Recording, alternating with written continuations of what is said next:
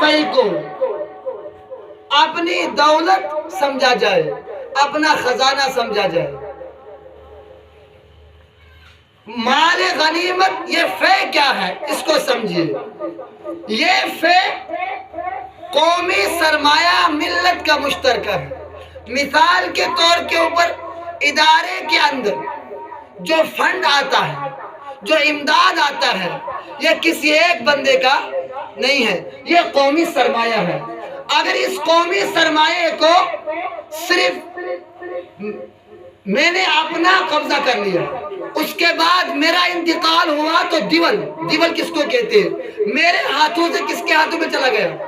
میرے بیٹے کا انتقال ہوا تو اس کے ہاتھوں سے کس کے؟ پوتے کے۔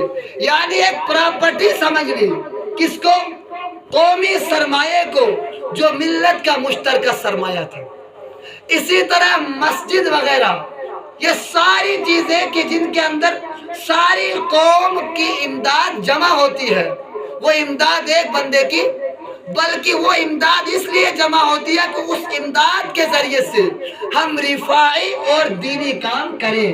جیسے کہ ادارے کے اندر جو امداد جمع ہوتی ہے، اس کا مقصد یہ ہے کہ دینی کام ہو اس کے ذریعے سے۔ کس طرح کہ بچوں کو تعلیم دی جائے، ان کے رہائش کا انتظام کیا جائے، ان کے اساتذہ کی تنخواہوں کا انتظام کیا جائے، ان کے کھانے پینے کا انتظام کیا جائے، اور ان سب چیزوں سے پہلے والی چیز کیا ہے کہ ان کو صحیح تعلیم دی جائے، کہ جس تعلیم کی بنا پر وہ سمجھ سکے کہ ہم کس لیے کائنات کے اندر آئے، ہمیں کیوں پیدا کیا گیا، ہمارا ابا ابا ہے، ہماری اماں اماں ہے، اور ہمارا استاد استاد ہے، ہمارا اللہ اللہ ہے۔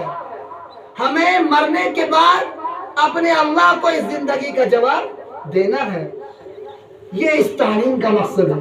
لیکن ایک چیز سمجھ، جب اس قومی سرمایہ کو بس اپنی پراپرٹی سمجھنے لگے نا لوگ، سمجھ لو کہ یہ ایک ان چیزوں میں سے ہے کہ اب قیامت برپا ہونے والی ہے۔ ایک بات آگئی سمجھ، اب دوسری باری سمجھے۔ دوسرا فرمایا والامانۃ مغنمہ، والامانۃ مغنمہ، امانت کو اپنا ہی قبضہ سمجھ لیا جائے۔ آپ نے میرے پاس کوئی امانت رکھی نا، واپس دینے کا میں نے سوچا، بلکہ میں نے سمجھا کہ یہ کس کا ہے؟ اب میرا ہی ہے۔ یہ امانت کو تھوڑا سا پھیلانا چاہتا ہوں میں، لمبا کرنا چاہتا ہوں، وسیع مفہوم کے اندر، عام مفہوم کے اندر لے کر کے آپ کے سامنے کچھ باتیں رکھنا چاہتا ہوں اس امانت کے تعلق سے۔ صرف اور صرف امانت یہی نہیں ہے کہ آپ نے مجھے موبائل دیا تو کل لے لوں گا، آپ نے مجھے 10,000 روپے دے تو کل دے دوں گا، آج آپ نے میرے آنگن میں گاڑی رکھی کہ صبح لے جاؤں گا۔ صرف اتنا ہی نہیں ہے، بلکہ منصب اور عہدہ، ذمہ داری، یہ بھی کیا ہے؟ امانت ہے۔ رسول اکرم صلی اللہ علیہ وسلم نے بیان فرمایا، ایک صحابی رسول علیہ السلام نے قیامت کے تعلق سے سوال کیا۔ کس کے تعلق سے؟ قیامت، یعنی اس کائنات کو اس کائنات کے ختم ہونے کے تعلق سے سوال کیا۔ آپ علیہ السلام نے جو جواب دیا نا، اس کو آپ سمجھیے۔ فرمایا اذا ضیعت الامانہ فانتظر الساعہ، جب امانت کو ضائع کر دیا جائے، جب امانت کو ضائع کر دیا جائے تو فانتظر الساعہ، انتظار کرو، اب کائنات کو کیا کر دیا جائے گا؟ ختم۔ کائنات پر فنائیت کی علامات کیا ہو رہی ہے؟ ظاہر ہو رہی ہے۔ فرمایا اس صحابی رسول نے، قال کیف اذاعتها یا رسول اللہ، کہ اس کائنات کو ختم کرنا، قیامت کا آنا، امانت کا ضائع ہونا، ان دونوں کے اندر کیا چیز ہے؟ مجھے سمجھ میں آ رہی۔ آپ علیہ السلام نے جو جواب فرمایا، فرمایا قال اذا وسد الامر، اذا اسند الامر الى غیر اہلہ، یعنی جب منصب اور عہدہ اور ذمہ داری اس شخص کو دے دی جائے کہ جو شخص اس ذمہ داری کا اہل اور اس ذمہ داری کے لائق نہیں تھا۔ جب غیر اہل لوگوں کو ان عہدوں پر اور منصبوں پر بٹھایا جائے کہ جن عہدوں اور منصبوں کے وہ لوگ لائق نہیں تھے، تو سمجھ لو کہ اب کیا ہے، قیامت برپا ہونے والی ہے۔ فرمایا ایک جگہ کہ تمہارے بادشاہ تمہارے ہی عمل اور کرتوتوں کی وجہ سے بنائے جائیں گے، جیسے عمل ہوں گے نا ویسا ہی سردار بنے گا۔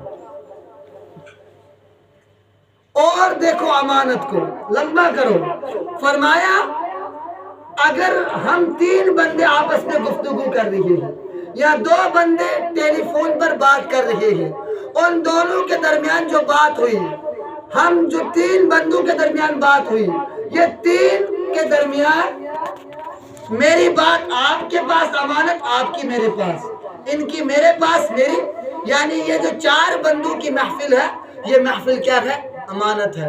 جو ٹیلی فون پر بات ہوئی میری اور آپ کی، وہ میری اور آپ کے درمیان کیا ہے، ایک امانت ہے۔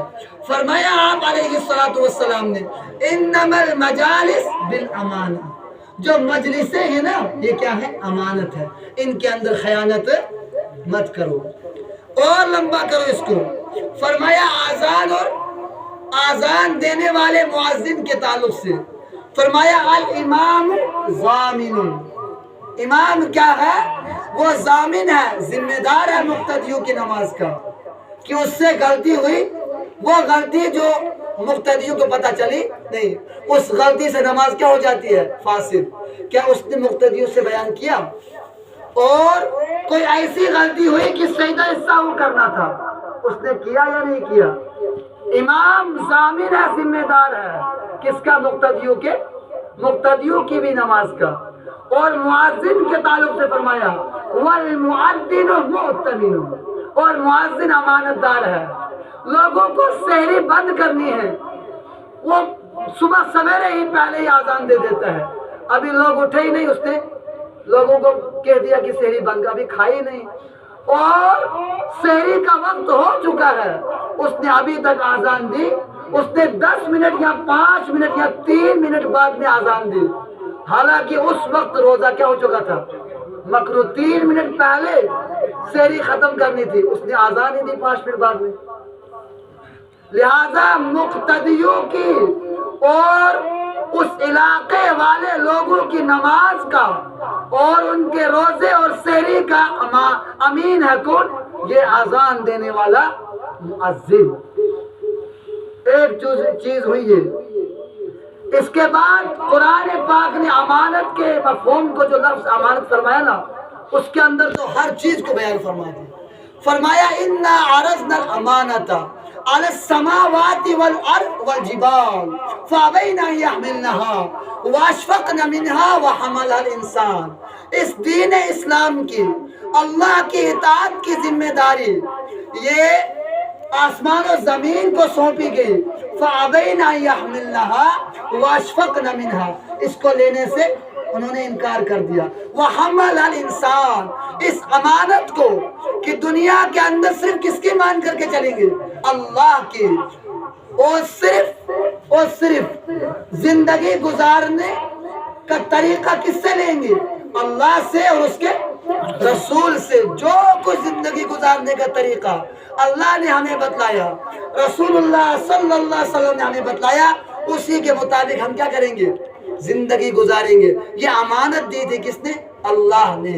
اس کو بھی کیا فرمایا، انا عرضنا الامانۃ علی السماوات والارض فابین ان یحملنها، انسان نے اس کو لے لیا، اس امانت کو۔ ہم اپنی زندگی گزارنے کے اندر اللہ کے احکامات کے کتنے مطیع اور فرما بردار بن کر کے زندگی گزار رہے ہیں، یہ میں اپنی جگہ سوچوں اور سمجھوں، متفکر ہو جاؤں، اور آپ حضرات اپنی جگہ متفکر رہیں۔